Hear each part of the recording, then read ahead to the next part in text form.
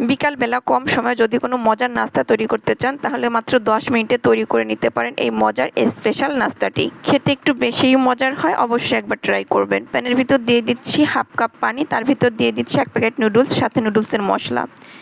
এখন এটাকে আমি রান্না করে নিচ্ছি। পানি শুকিয়ে গেলে একটা সাইডে রেখে দিচ্ছি। একটা মিক্সিং বলে নিয়ে দিচ্ছি 2টা ডিম, কাঁচামরিচ, পেঁয়াজ কুচি, আর নিয়ে নিচ্ছি আলু কুচি, দিয়ে দিয়েছি ধনিয়া পাতা কুচি, লাল মরিচের গুঁড়া, ভাজা জিরার গুঁড়া, স্বাদমতো লবণ, হলুদের গুঁড়া, এগুলো দিয়ে ভালো মতো মেখে নিয়েছি। এখন একটা প্যানের ভিতর দিয়ে দিচ্ছি 1 টেবিল চামচ তেল, তার ভিতরে ডিমের মিশ্রণটা অ্যাড করে দিচ্ছি।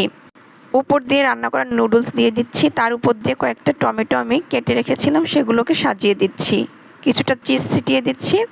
তারপর ঢাকনা দিয়ে ঢেকে আমি 7-8 মিনিট লো হিটে রান্না করে নিব। এখন এটা একদম পারফেক্ট খাওয়ার জন্য। এটাকে আমি নামিয়ে নিয়েছি, এখন কেটে পরিবেশন করে নিচ্ছি। মাশাআল্লাহ, খেতে কিন্তু অসম্ভব মজার, অবশ্যই কিন্তু বাসায় ট্রাই করবেন। আর কেমন হলো